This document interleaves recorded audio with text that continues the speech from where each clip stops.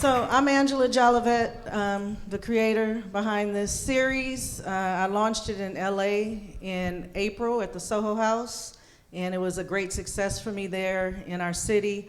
My background is a music supervisor, mainly for television.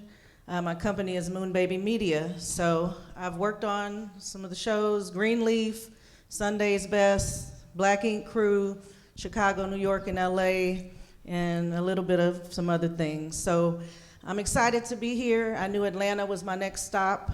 DC is probably next, but definitely just happy to create community and be here to talk about what I do a little bit with some of the people that I've worked with, over the years, and just drop some knowledge and align God in this message, because I wouldn't be where I am today without him. So, how y'all doing? Trendsetter since, born and raised Philadelphia, been down in Atlanta, went to Clark Atlanta University. Okay, we in the building. Long history, but I'm gonna keep it short because I'm gonna make sure everybody can get their time and stuff. But started off, created a movement called Gangsta Grills with my brothers Drama and Cannon, High 1079. Started a show, was involved with so many artists, the Jeezys, Lil Wayne's, T.I.'s, to name a few, Monica, Migos, T-Pain, Lil Jon, got saved, got baptized, transitioned, and God called me and said, I got something bigger for you, a bigger purpose, and you're going to do it for me, you're going to do it for the kingdom. So, turn around, I started this brand with my wife called Chosen Journey. It was on Hot 1079, then Rolling Loud called me and was like, we want you to do a set at Rolling Loud. Then SiriusXM called me and said, we want you to do your show on Hip Hop Nation SiriusXM. And then everything just started rolling, and then here we are. My name is Makeba Riddick-Woods. I am an Atlanta transplant. I moved here in 2018. I'm a singer, songwriter, producer, vocal producer. I've written for lots of artists, all the biggest artists around the world. But in 2018, God showed me that he wanted to do something bigger. And I had a song that my partner, Angela Jollivette, found, which was a demo that I pitched for another artist, and she synced it in Greenleaf for Corinne Hawthorne, and that was Won't He Do It. And that song went on to become the longest running #1 song, gospel song in history for a female artist. And man. And it just went platinum. And it in just December. went platinum. Yeah. So we're celebrating, 8 years later? God's hands is still on that record. 8 years later, and that was my first song that I had written, first gospel song to ever come out on the airways. After writing for Rihanna, Beyonce, T.I., everybody, 9 weeks at #1 on Billboard, God said, I'm gonna give you 52 weeks with this one. You doing it for the kingdom. Won't he do it? All right. Yo, what's up, y'all? My name is Anike, formerly Wande.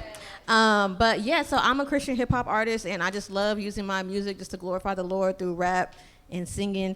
And one thing that's really dope is, once I was able to join a label and everything, I discovered the world of sync. So shout out to people like Angela and Logan who just help, what we do tremendously. I think one thing that the Lord has shown me is you don't have to compromise who you are in order to achieve success. So one thing that was beautiful with what I do is a lot of the songs that were super faith are the ones that get synced. And so it's been really dope. Been able to see some stuff with BET, been able to see some stuff with ESPN. Even Apple used it for their iPhone launch. And so it's been really dope just seeing how I can be fully myself, be fully representing God, but at the same time, get the sync and get the coins. We love to see it.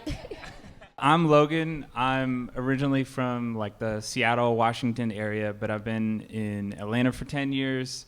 Came here as an intern here at Reach. And then basically fell into sync. And so I've been doing that for the past 8.5 years. And basically just all the music that comes out of Reach, pitching to music supervisors and just trying to, make the music known and also make the artist a little cash, you know what I'm saying? Something like that. But yeah, that's about it for me. So thank you all for being here. I appreciate it. And we all are connected in some way or another, have done business. And, you and I have worked together syncing these artists for a couple years now for shows like Black Ink, So I always think of Reach Records, and I always describe Reach Records as like the Def Jam of Christian hip hop, because you guys have been around before anyone was even really thinking about Christian hip hop like it is today. Lecrae is kind of the forefather, I like to describe him. But the fact that you guys are independent and you own your masters, you own your publishing, that's very important in this day and age, especially for this business that we're talking about today. So congratulations on all that you've been able to do. But I just want to talk about just, I guess, the challenges versus the victories and like where we are today with the artists that you're syncing. Do you see this shift that's happened in the last 2 years, 3 years, to where this music is in demand more than it's ever been? Sync has its challenges. Like, we've definitely ran into issues of like, you know, they find out the artist is Christian, or they like listen to the song and they're like, oh, but this like says Jesus like in a verse or something. But like we love this, but we don't know if we can like use it. So there are definitely challenges that like come up in like issues that we have. But I would say there's also a lot of success, just because, I mean, I always tell artists, especially in the Christian space, that like you have probably some of the most usable music, because if it's clean, you're more likely to get ads, you're more likely to get shows, you know, stuff like that, because they're not having to like worry about like, you know, at the same time is like, is this artist you know, cursing and like degrading women? Is this artist in jail? It's like, no, we're good. You just use our music. And so I would say like that's my like favorite thing about working with this genre, is not only is it like glorifying God and positive and just like you know, all the things that we care about, but it's also just like it's easy to use, like a lot of times. So have you ever had an artist do a clean version of sorts to where they wanted to use a song and they mentioned Jesus and they were willing to clean it up to fit whatever that brand or series may want to use it for? Kind of like it being an explicit version that you would make a clean version. Have you ever done anything like that with any of your artists, or had to do anything like that? Some come up where it's like, hey, like we would use this if you didn't say God, which is kind of crazy that even that is like an issue. Like it's a bad word, right? Yeah. Right. But I would say we haven't really needed to. In like, it just kind of like either they're going to use it or not. Like, I don't know. That's just kind of how it goes. And on the flip side of that, I've had artists turn down syncs because they didn't want their music used in a certain scene. So we run into that too, you know, and we got to be okay with that. But sometimes, you know, once the producer really wants a record, it's really hard to talk them out of it, you know. But when people are convicted about their faith and what they're writing about, they don't want that tied to certain media, right, and things. So, yeah. We had one scene. Like, I would say, especially here at Reach, like, everybody's, like, pretty, you know, there's a fine line of, like, hey, we want, like, that show. We want people who watch that show to see it, because they're probably not Christians, you know, because we don't watch any shows that's bad around here. Nobody watches anything, you know. But yeah, I mean, I think that's the beauty of it. Like, I started out on a Christian-based show like Greenleaf or Sunday's Best, but then I was able to go into pop culture with Black Ink Crew, which is a global pop culture show I'd been on a decade. So my whole goal working on that show was to sync Christian hip-hop artists or R&B artists, and I was successful at doing that my last 2 years before they took it off air.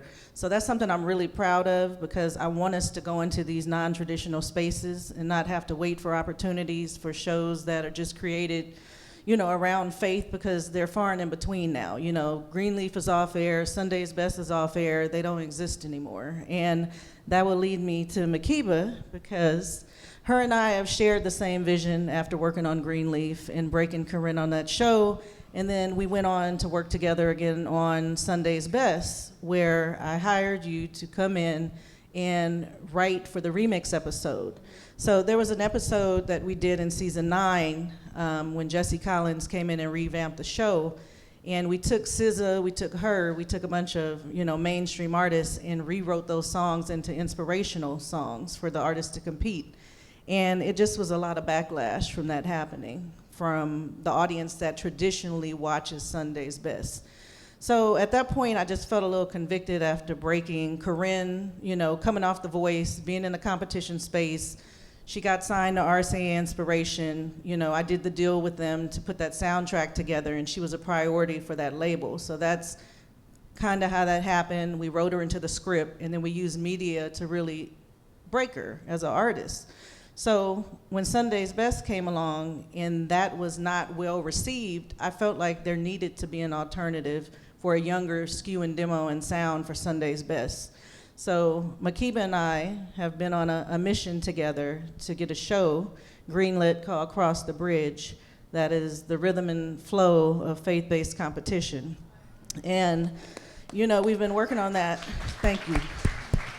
And it's been a hard sell because the industry still is resistant to bringing this into the forefront in the mainstream. And this is why I'm so passionate and convicted about creating a faith in sync. And a faith is the culture, because this needs to be in the forefront. This needs to be in the mainstream, not an afterthought, not a black sheep, not underground. Like, it needs to evolve. The sound that this next generation is creating, it needs an outlet, it needs a platform. We have radio, obviously, making its wave, but media is powerful. Television is powerful for this message to really reach the world the way it needs to.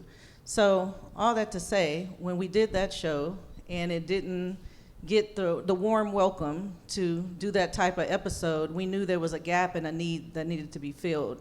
So Makeba, in that journey of knowing what we've been on, you have still been working with a lot of artists in this space to write, beyond Corinne. And what has that been like for you? Because you spent so much time on the secular side to work with the Beyoncés and the Rihannas of the world, but you are so passionate and focused now. God has aligned you here.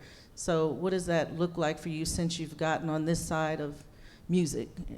I think what I would like to see on the Christian side is for us to have artists that have that type of global reach as well, which is why I've been so passionate about it and continuing to work with these artists, because they are dope and they just need a platform and they need voices, people like us who, if anybody can tell you about a hit record, I can tell you about a hit record. I've done it so many times, and I can look at an artist, I'm a visionary, I can listen to their music and say, this will have impact.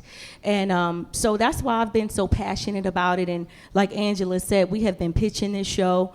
It has not been easy, because when you mention God, when you mention Jesus, and then you talk about TV, it is hard to break through those barriers. But we are kicking these doors down, and this is what Faith in Sync is about. We have to make them believe. We have to make believers out of people. So, yeah. So since I'm gonna go to you with the radio, because you're on XM, you're on Hot 107 Atlanta, like radio is still very relevant, Absolutely. And you have a platform specifically for this format, which we don't have in LA, we don't have in a lot of major markets. So what does that look like for you out here, especially transitioning from the secular side of radio and the music business to here? So how does that look for you now in radio? Man, it's really good, because the music is really good. There are some artists that, the songs may not have the certain quality, but there's a big group of artists like Anike that have a high quality level of music, and, it gauges the interests of my superiors, my program directors, my VPs, even my VP at Sirius.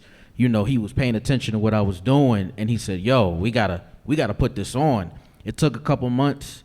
It was a lot of back and forth, but then the breakthrough was there. And then that's when it was like I realized that, this is a bridge, to really put the mainstream light on what Christian artists are doing. So it's been a great experience. There are challenges, like nothing is a cakewalk, but man, it's been really progressive. And the funny thing is like it's keeping kingdom first because my peers come to me and they're like, they have a whole different approach with me when I'm like coming to the station and stuff like that, and they want to have like kingdom conversations. See, God is in everybody. The Holy Spirit is in everybody. So the beauty of Chosen Journey and the platforms that have been created is that it gives people confidence that they can talk about God and talk about Jesus and talk about kingdom and stuff like that. And then they see me because I came from a different side and they're like, oh, wait, Sense is all confident about this and he's moving like this. And then they want to sit and have conversations about it, man. So it's been really progressive and it's exciting. And I just ask the artists to please like empower these kind of platforms. You get what I'm saying? Like a lot of people are watching. A lot of people that can change the game. And if they see the empowerment and the contribution, the doors are shutting open. God already made that decision. It's already happening. We just got to walk through that door. And so many people want it. You know what I mean? Yeah. The industry will beat you down. Right. You know, on the mainstream side, it's a hustle, it's a grind on all sides of the business, right? But there's a darkness that comes with that side. Yeah. And a lot of people are compromising and walking in a different light to get whatever their dreams are. Yeah. And you don't have to do that. Not at all. So that's what we're here to tell whoever's listening. Love it. Love it. No need to compromise. I wanted to add, I wanted to piggyback on that and just say that in this space, we have to support our artists. We have to support. I mean, I've seen people take their rent money, their college tuition money, and go support secular artists. We have to support artists in this genre and give them a platform because we, the people, we create the platform. We create the culture, right? And so if you see an artist that's dope and they're singing about Jesus, it's okay. It's great. You know, after I did Won't He Do It, I had so many parents coming to me saying, thank you for creating something for my teenage daughter that I don't cringe when she's listening to. So it warms my heart to see the genre growing and progressing, and we should embrace that. So, Anike, congratulations, first and foremost, on the 2 Dove nominations you got yesterday. Best music video and best Christian rap album. And, you know, Makeba and I met you before you were signed here at Reach Records back in 2019 when we came to Atlanta. And I'm just so proud of you, you know, and I've told you that many times, but you are just really making big strides in this side of the business as a especially female Christian hip hop artist. So let's give her another round of applause.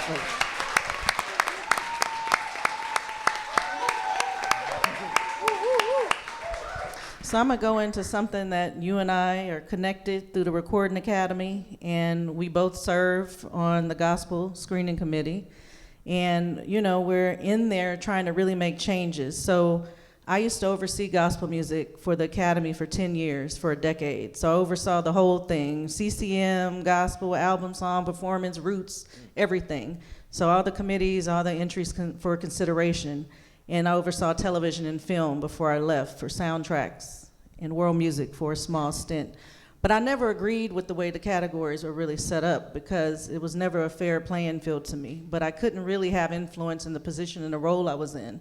But I'm not there anymore. So, you know, we're closely working together to make sure that, one, the artists that are emerging in the genre are becoming members of that organization and understand why it's important to have that connection, because the organization is there to support you more than anything. And if you really want to take this message and this business seriously, you will align yourself with organizations like that. So, you know, outreach and, you know, becoming members is important, but next year we're gonna put up a proposal for a rhythm and praise category to have an R&B hip hop category separately. There you go. So this year it went into the room as a discussion point and it was well received. That is the news that I got back, but I wanted to set the tone for the room and put the proposal up next year, but let them know what was coming. So that is something that we're super excited, and she's put her stamp on it and is doing everything she can to make sure we're engaging this up-and-coming emerging genre and community. So you want to say anything about it? Yeah, I think it's super important. Like, I also used to work with the Academy when I was in college. I was a Grammy U rep, and so I got to like learn more about the inside aspect of how the Recording Academy works. and how they're literally here to support artists, like legitimately like advocating on the law side to make sure you have actual laws that protect you, but then also advocating with things like the awards and stuff to even just award people who are working hard, you know, writing these songs, all that. So even there's a new songwriter category, which is even beautiful with that, because it's like people out here really working hard. And so I think it's really dope that, you know, she wanted to even spearhead the conversation of creating this category. I think it's really important because, you know, it's kind of hard out here. Imagine a country artist going against a rapper every year, man. And so, and that's really what it's looking like for the current category. Like a rapper, you're either in the gospel category or you're in the CCM category. So you got us rappers going against CeCe Winans and Kirk Franklin, or you're going against like Brandon Lake, and so or like Hillsong or something like that. So it's kind of just like, well, I mean, how you gonna choose between these songs? So Two different art forms. yeah, so. completely different art. Like it's like, what are we judging on? And it's not fair to them either. Yeah, you know, yeah. either way, like they need to have their craft compete against each other, and Yeah. you need to have yours. So I think it's really beautiful just to create another category, just because,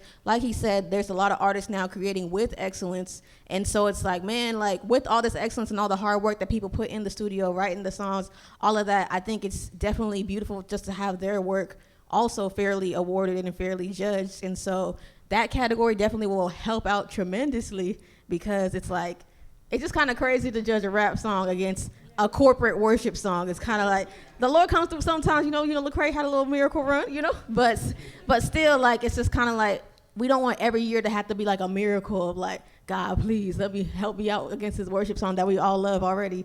So just creating like a fair space. And so I think that's just really dope to have that category. Yep. So Logan, I want to talk a little bit about what you do a little more in depth. So what does a day look like for Logan when it comes to dealing with the phone calls and emails for sync? Are you actively pitching these artists on the label, or are you like the phone is ringing off the hook and you just returning emails and phone calls? I wish it was the latter.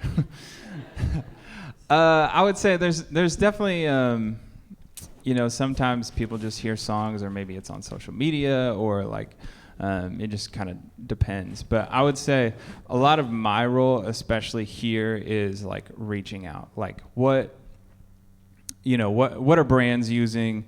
What are the shows that are coming out on Netflix and Hulu? Like just really like, you know, I'm on IMDb, or just like looking at music supervisors, trying to see like, you know, who's working on a show. Me, so yeah, I bug you, you know.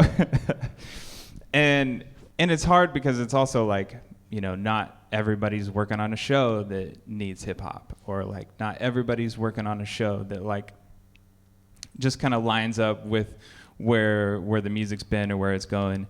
And so a lot of it is like pitching and like reminding people we're here, like reminding this is dope music, like I feel like I pitch Woo like to this day, and just trying to get like, it's almost like trying to convince your friends to listen to music and then pay you for it. So it's kind of a hard conversation sometimes. But overall, like it's, you know, it's just a lot of pitching, a lot of like reaching out to people, trying to understand. And a lot of it is just relationships. Like that's like the biggest thing. Like people want to get into sync, especially. And I'm like, for you to like do that as an artist is possible, but sometimes it's a lot harder just because, you know, these music supervisors are having to field, you know, new music all the time from people. And so if they have, you know, one contact, like they can come to me and here's a bunch of Christian hip hop, like here's a bunch of clean hip hop that they can use. Like it's just kind of like easier on a lot of them. Yeah. Do they know to come to Reach Records now, since you guys have been in business for so long and you kind of have a great catalog built? Are they aware that this is the place for Christian hip hop? I mean, it's really something that, like I have a lot of connections with people, but if you go on LinkedIn, which is kind of the lamest thing to do as like a professional, I guess, at least in my book. But on LinkedIn, there's 40,000 music supervisors. And so like, I'm just trying to get really good with like. How many responses do you get, Logan? I mean, Honestly, it's after like the third reach out. Like it is just a lot of work of just like, hey, like what are you working on? Hey, what do you know, this and that. And then you finally like, hey, I don't have anything. Or hey, I'm working on something. This is perfect. Like it just kind of depends. It's really just like finding like the right timing of, you know, when they need something. And then also just like, you know, will it work? The right place at the right time. Yeah. I mean, I always say it's lightning in a bottle because people reach out to me every single day. And if I'm not working on a show or I'm not working on a specific type of show, I may not have a need for your music. I just might not. And so sometimes I hear something I love and I keep it in my pocket. And maybe I'll use it at a later time when I have a chance. But I'm very much like a A&R DJ. Like I love finding my own music. I hate being force-fed music. You know, it's something about me finding my own gold nuggets, right? So that's kind of how I am. But I'm specifically looking for faith-based hip-hop and R&B artists. And I don't think there's too many supervisors that are intentional about that. So that's just me and what I'm looking for. And I've been in rooms where there's been executives that have, you know, maybe told artists you might want to change your music to sound like this or, you know, to fit into this, you know, type of world. But I always tell them, don't change nothing because people like me are looking for you. And when the timing and God aligns that opportunity for you, it's going to happen. You don't have to do that. You just don't. But there is a way to write, right, where you're writing like, you know, BB and CeCe wrote Lost Without You. I always use that example because that could either be a love song, a wedding song. It's about God. It's about so many things. So when you're an amazing songwriter, you still can write from your spirit and your heart and let God download that without using maybe God in every single song or verse. And it's still versatile enough to use it. So, you know, I just think it's not about conforming or changing your spirit and, you know, who you are as an artist. But if you want to be in a certain business, then you're going to be creative enough to make that work for you, right? I would also say, like, there's also, like, different things that you can do where it's, you know, maybe there's something in your song that works really well. Like, for example, this past year, what's the film? The Fire Inside? Yeah. Anike wrote a song, Winning. You could probably like say more about it, but it was a song. It was already really dope. But then we also like worked with some composers and did like a trailerized version. So just like taking a few, you know, lyrics from the song. I can't remember what, but it was basically Winning, and you know. And basically taking some of those lyrics and like making a whole kind of like new sound to the song, but it's still like it's still the song and has a lot. And they pay you to do that, to recreate the song a lot of times. So, you know, it's not about compromising once again. It's about just making it work for the situation, the business situation and the creative. So, you know, you've been good at doing that. Like, they use your music a lot in sports. You know, a lot of Christian hip hop ends up in the NFL and the NBA, and because it's about being triumphant and overcoming, and that's what happened on Black Ink Crew. Out of 2020 COVID, all the storylines, the producers wanted the context of the music to be uplifting and inspirational, and I had to go to Christian hip hop artists to get that message in. I couldn't go to traditional secular artists. So that's what really afforded me the opportunity to put them into play. So, Makeba, let's go back to you.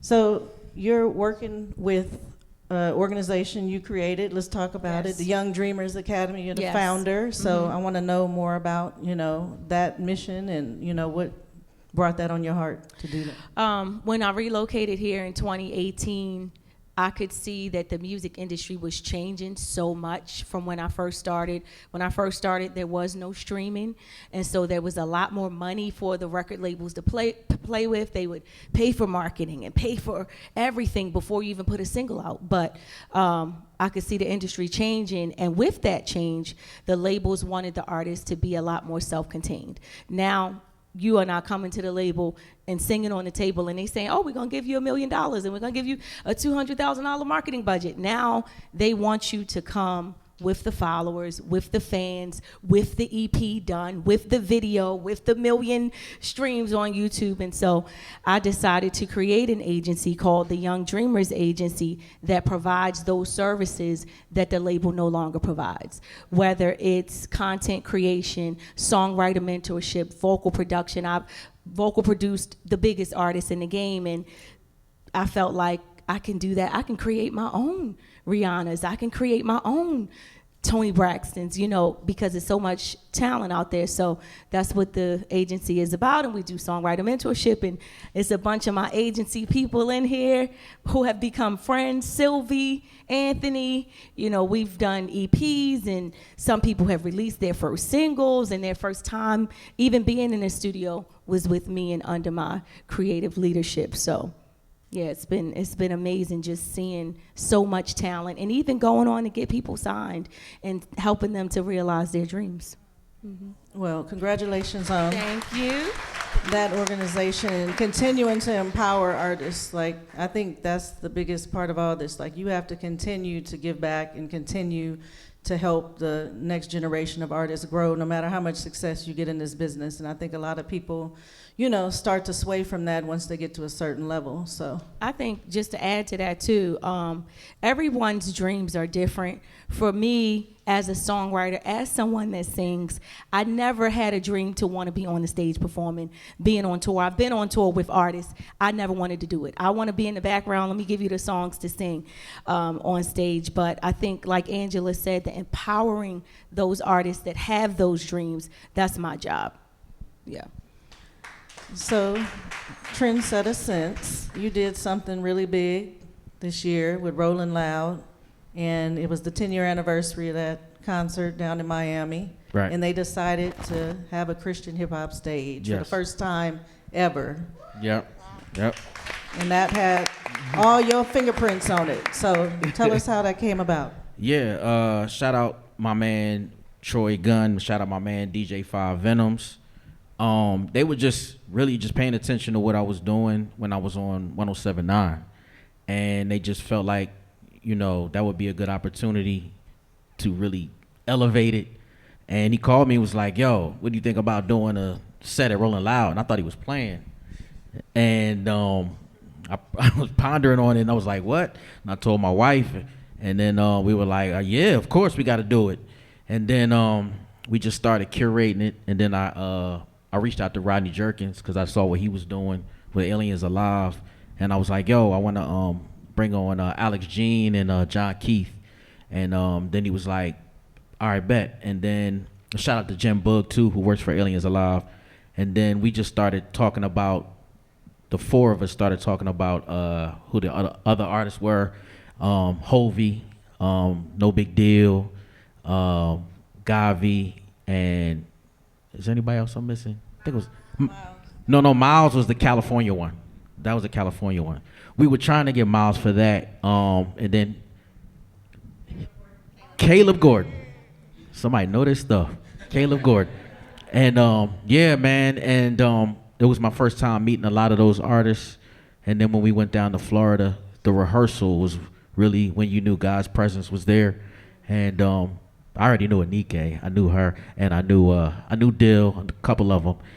And man, it was strong, and you saw what it was. And then the next day, it was funny because it just, so many things were going on. Like, I remember Lil Baby was rehearsing before our set, and some weird stuff was happening with the stage. So then my wife and I and my man Troy, we like prayed over the stage and made sure God covered the stage. And like, it was real windy, and like, you know, the whole big screens, and you were like, whoa, is this going? And then, man, once we just started, you know, opened up the show, and I just started with the Can I Pray With You? Because on my show, I had the segment called Can I Pray? And I just pray on the airwaves, and I pray in front of these people. And, you know, the people that were even in the crowd, like you had Playboy Cardi fans and people with weird stuff on their face and like a blow-up doll. It was just, and you just looking like, oh, man, that's what it is. And but the fearlessness, you knew the Holy Spirit was present because the fearlessness of just being on that stage. And then the reaction was just crazy. and then the CEOs were like, yo, we're going to keep doing this. And that's kind of like how the whole Miles thing ushered in. And then, you know, quiet as kept, you know, they were like, yo, we want to continue to do it. So look forward to more Chosen Journey sets on Rolling Loud, man. And yeah. Congratulations on that. That's Thank you. Huge. Thank you. So how do you feel it was received? I mean, it was Man, it was crazy. The reaction was crazy.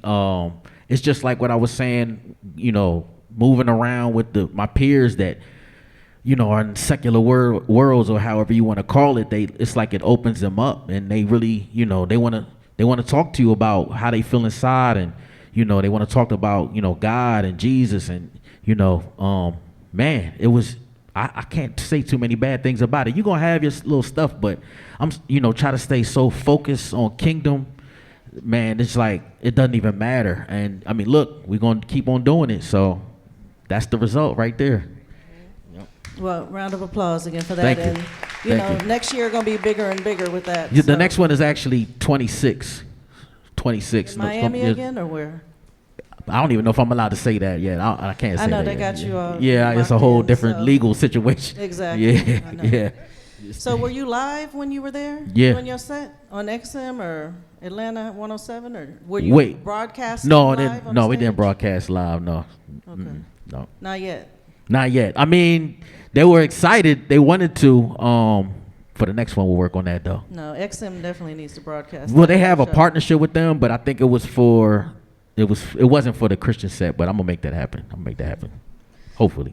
So Anike, tell us a little bit about this album that just got nominated for a Dove Award. I know, you know, I knew you when you were Wande. You weren't Anike, so this was kind of the rebirth. So can you tell us a little bit about changing your name and how this all happened? Yeah. So I recently changed my name from Wande to Anike, and that was even for faith reasons. So I'm Nigerian, and my name before, the full name was Yewande, and so that means the mother has come, and so essentially it means like reincarnation. And I just felt like the Lord, he was just like, hey, for this new chapter in your life, I just want you to let that go. And it was like, all right. So, but I'm grateful that even the label, like, they really are Christian for real. Like, and so they were like, okay, like, if you really feel like the Lord is leading you to do that, like, then we're going to support you full-heartedly, like, all the way. And yeah, they were like, yeah, everybody was really supportive. My parents were even supportive. And I think that just even speaks to, like, if you're consistent in your faith, like, people are like, no, okay, if you really say it's God, I really feel like God's telling you to do it and you're not capping. And so that was really dope, just seeing that whole process being supported. And yeah, it just kind of also came out in the music. And so a lot of the music is about just fully surrendering to the Lord.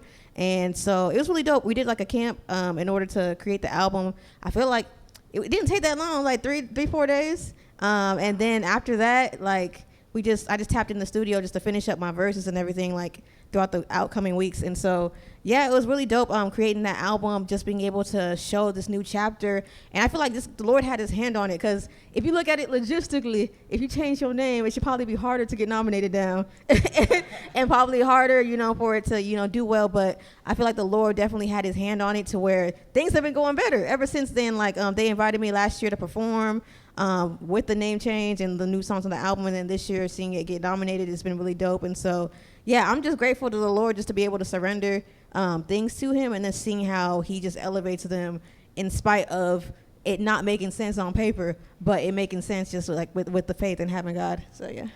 So you always were a Christian hip hop artist, right? Yeah. From the start. Yes. You didn't transition over or anything like that. Yeah, so I actually got saved young, so praise God for that. I got saved in middle school, and so I found out I could rap because of a biology project, real random. Yeah, and I had a lot of attention at school because of that. Like, so people be like, "Oh man, can you rap for us? Can you rap for us?" And people would be surrounding me all the time for like freestyle circles. And so I was like, "Okay, bet, since I have all this attention, you're gonna talk about Jesus today." And so that's basically how it started. I would rap about Jesus in these little freestyle circles at school, and then from there I was like, okay, I have to systemize this because this is getting annoying. And so I like went on YouTube and learned how to record. And so now when people are like, oh, can you rap, I was like, here's a YouTube link right now, like turn up. Or I would get to like minister on the bus, which is really dope because I would sit by people and people would be interested in music, so they'd be down for a conversation to hear a song on YouTube. And then from there we just start talking about God and start talking about faith. And so that's kind of like how I got my start, and then just kept going. just, walking by faith. So how she said she met me here in 2018, 2019, I used to actually work on staff here. Fun fact, I was on an A&R admin, and so I was helping do all the paperwork, all that stuff, and doing a little bit on the musical side. And so that was even dope because it was foreshadowing of the Lord even showing me how the business works and everything. So sometimes if your path seems like it's taking a long time, God might be trying to set you up to help you out. So yeah, it really helped me get a strong foundation as an artist to where I feel like, I guess that's why people like working with me now, because I have a more rational side, because I've seen, this is what percentages look like, or this is all the work people are putting in to make these songs come out. And so it definitely changed my outlook as an artist to just appreciate all the teams that support on the marketing side, on the paperwork side, on the legal side, all of that. And so, yeah. So you're a really amazing songwriter, and your music works really well in sync. Did you ever have that in mind when you were writing at all, that I was going to write specifically for sync, or it just happened? Honestly, yeah, absolutely not. I didn't even know sync was a thing. Yeah, I didn't even know. So that was a new thing that I even just discovered. And so that was even the Lord ministering to me about just having faith and trust in him, because there's songs I probably wouldn't have submitted because I'd be like, ESPN don't want this, because it says Jesus or whatever, or Apple don't want this. And so I think for me, it even tested my faith to have more confidence in knowing that no, just because you do it for the Lord doesn't mean that it's not dope. When you do it for the Lord, it can go exceedingly and abundantly more than you can think or imagine. So I think that's one thing that's really dope. And even shout out to y'all with what y'all are doing. I feel like everybody who steps out on faith and uses their talents and their gifts, it's really creating an infrastructure for real. And so how y'all always talk about support, I think it's truly important for anybody who's an artist out here, or whatever capacity you have, to support the artists, to support the stations, to support, all the songwriters out here. It really does make a big difference in terms of maintaining that infrastructure, so we can actually have an industry, continue to have funding, so these artists can continue to survive, pay their bills, and continue to make uplifting music just for the world overall at large. And so, yeah. Well, thank you, and congratulations again. I'm just proud of her, y'all. I'm sorry, because I watched her get signed and all that, and then been able to work with you myself. But this room once again is just about building community and making sure that we are moving and leading with God in the forefront in whatever we do in this life, right? Not just business. Well, thank you, everybody. Give them a round of applause again for being here today. And give yourselves a round of applause for being here today. Thank you, Atlanta, so much for having Faith in Sync. I really appreciate you embracing my baby that God has given me to take on the road. But my last words to you, preparation meets opportunity, but no one's going to lead you to where you want to be with him. So continue to trust in him 1,000%. He's the blueprint to everything. So make sure he's guiding your steps. Thank you, guys.